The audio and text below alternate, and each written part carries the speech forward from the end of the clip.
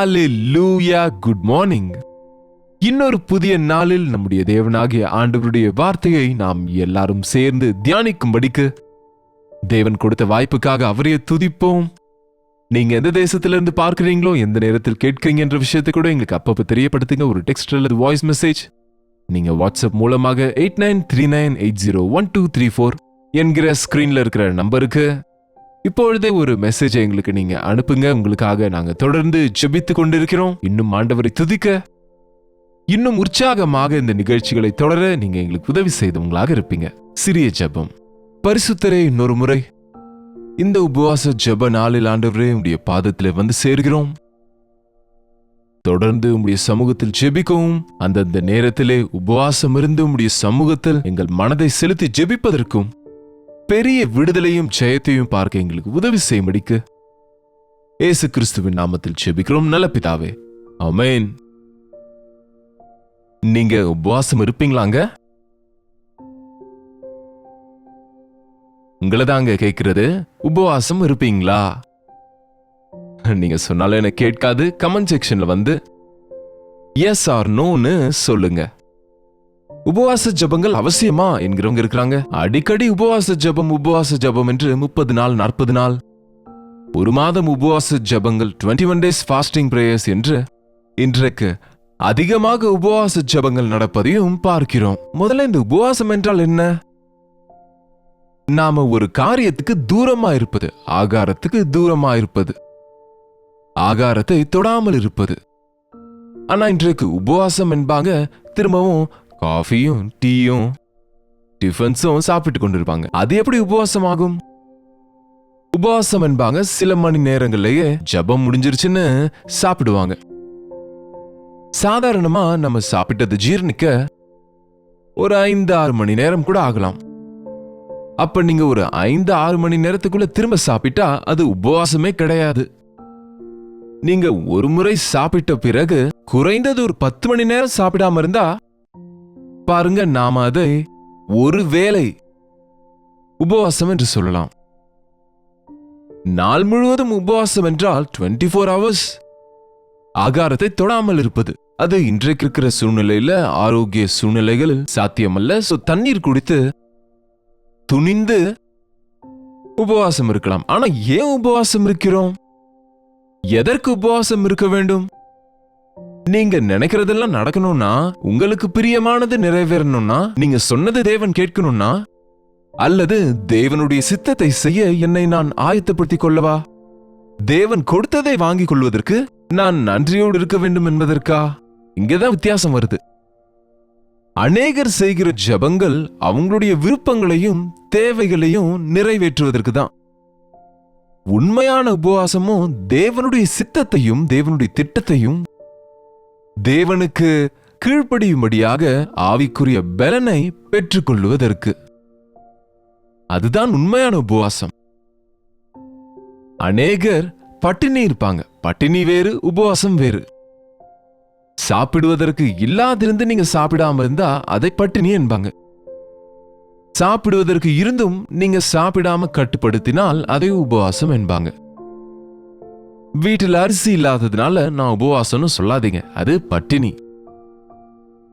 ஆகவே நம்ம உபவாச ஜபத்தில் இருக்கிற சத்தியத்தை உணர்ந்தா அது மிகுந்த பலன் உள்ளது உபவாச ஜபம். ஆனா நாங்க இத்தனை முறை உபவாசம் இருக்கிறோம், எங்களுக்கு ஒன்னும் நடக்கலையே. நாங்கள் உபவாசம் இருந்தால் தேவன் ஏன் எங்களை பார்க்க மாட்டார், பதில் கொடுக்கிறதில்லையே என்ற கேள்விகளோடு இன்றைக்கு அநேகர் உபவாச ஜபம் செய்தால் என்ன பிரயோஜனம் என்கிற வார்த்தைகள் சொல்றதை பார்க்கிறோம். இன்றைக்கு நீங்க செய்கிற ஜபத்துக்கு இன்றைக்கே நீங்க ரிசல்ட், பலனை பார்க்க முடியாம இருக்கலாம். ஆனா நீங்க வைத்த ஒவ்வொரு விண்ணப்பமும் தேவன் கேட்கிறாரு, தேவன் நோட் பண்ணுகிறாரு. ஏற்ற நேரத்திலே ஏற்ற விதத்திலே அவர் பதில் கொடுக்க அவர் வல்லவராக இருக்கிறாரு. நமக்கு அப்படிப்பட்ட விசுவாசம் இல்லாததுனால இம்மீடியட்டாக ஏதோ நடக்க வேண்டும் என்று எதிர்பார்த்த அந்தந்த நேரத்தில் நம்முடைய ஜெபங்களுக்கு பதில் வரவில்லை என்று சோர்ந்து போகிறோம். உபவாச ஜெபத்துக்கு நிச்சயமாக பதில் கொடுப்பாருங்க. உங்க மனதை ஒருநிலைப்படுத்தி தேவனிடத்தில் ஜெபிப்பதற்காக தான் உபவாசமே தவிர நீங்க பட்னியா இருப்பது தேவனுக்கு சந்தோஷம் இல்லைங்க. சாப்பாடு அதிகமானால் மயக்கம் அதிகமாகும்ல, அதனாலதான் கொஞ்ச நேரம் உணவை மறந்துட்டு தேவனை ஆராதிப்பது என்பது ரொம்ப முக்கியமானதுங்க. பைபிள்ல தாவீது ஒரு முறை 7 நாள் உபவாசம் இருந்து ஜெபிக்கிறார். 7 நாள் உபவாசம் இருக்கிறாரா? ஏன் இருந்தார் தெரியுமா? அவனுடைய குமாரன் மரிக்கிறான். பெத்செபாளுக்கும் தனக்கும் பிறந்த அந்த சின்ன குழந்தை மரிக்கிற தருவாயில் தன்னுடைய தவறை உணர்ந்து கொண்டு அந்த குழந்தையை பிழைக்க செய்யும்படி, அந்த குழந்தை கோமாவுக்கு போன பிறகு பயங்கரமான வியாதியஸ்தனா இருந்தபோது 7 நாட்கள் உபவாசம் இருந்து செபிக்க முடிவெடுத்து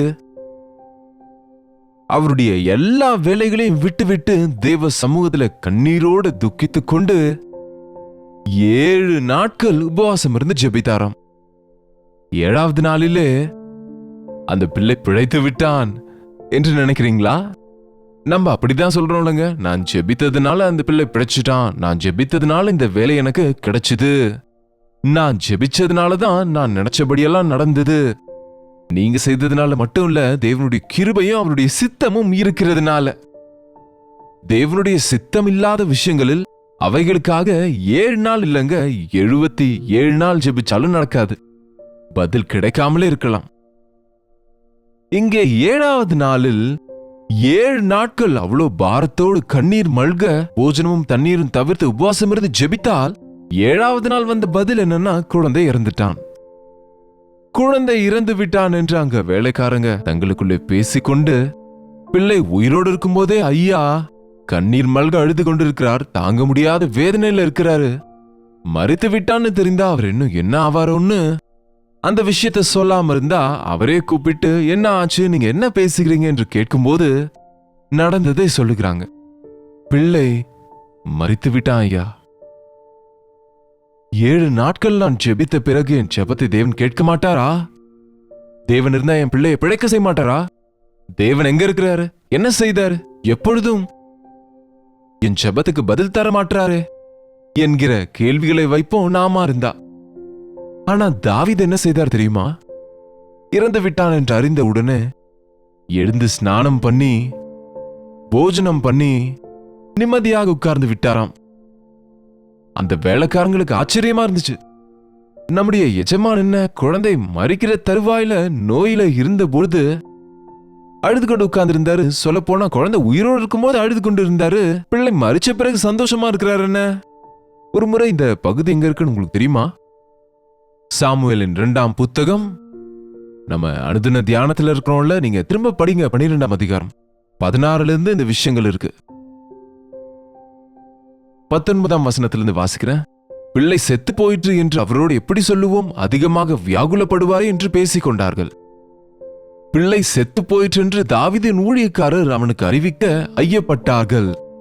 தாவீது தன் ஊழியக்காரர் ரகசியமாய் பேசிக் கொள்கிறதை கண்டு பிள்ளை செத்து போயிற்று என்று அறிந்து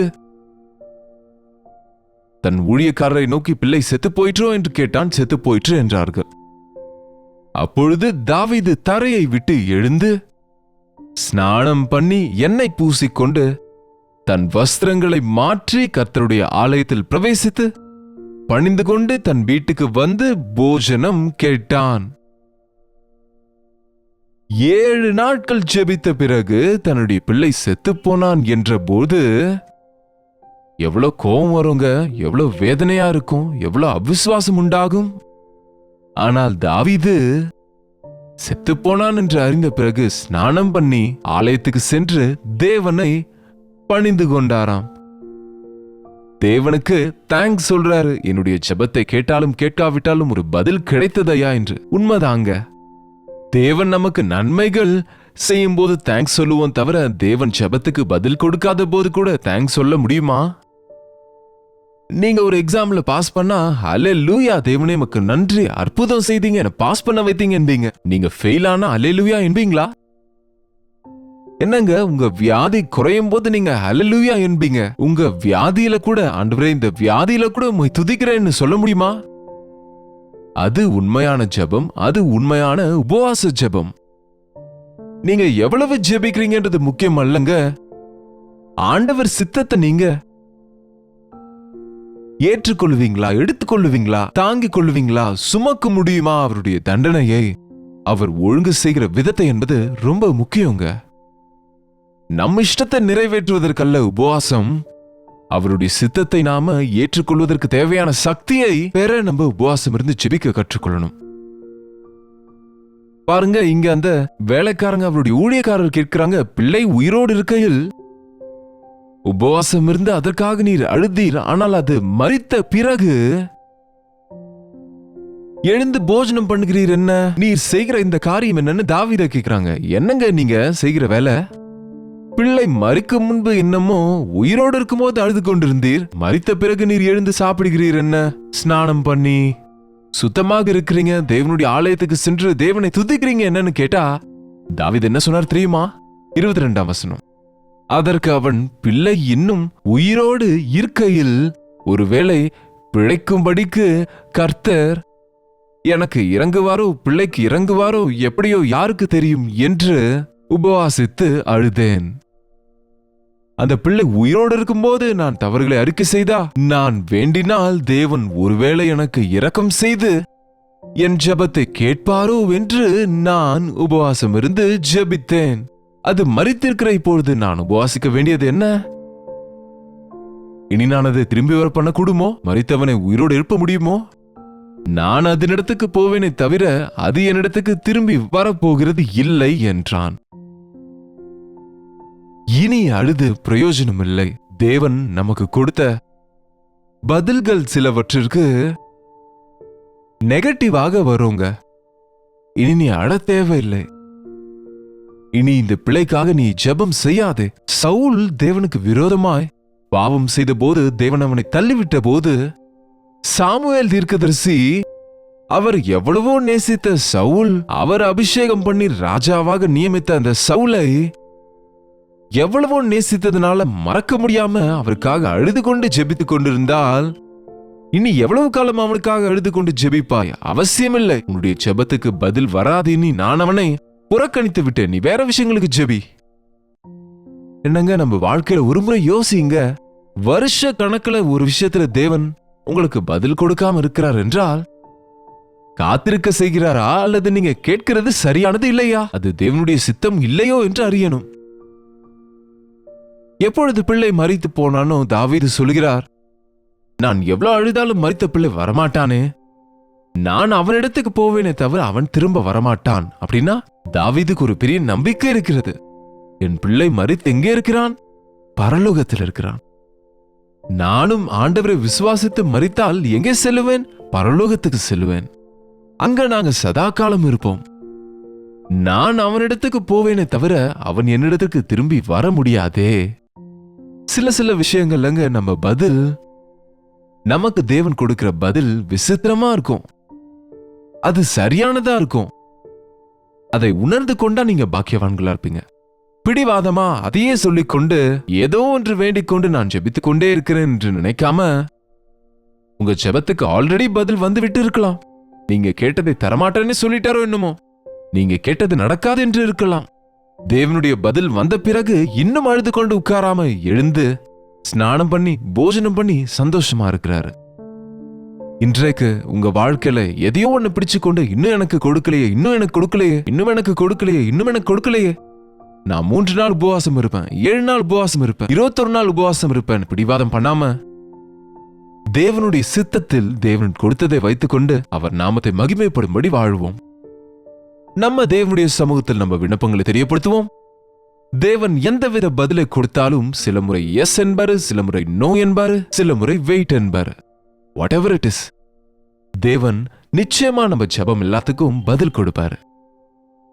ஒரு நிமிஷம் உங்க வாழ்க்கையில நீங்க கேட்டதை பெறவில்லை என்றால் அந்த விஷயத்துல பர்டிகுலரா, ஆண்டவரே ஏன் இப்படி, இது உம்முடைய சித்தம் இல்லையா, உம் சித்தத்துக்கு விரோதமா கேட்கிறேனா, இது உம் நேரம் இல்லையா, உம் நேரத்துல நீர் கொடுப்பீர் என்று விசுவாசிக்கிறேன். ஆண்டவருக்கு நன்றி சொல்லுங்க.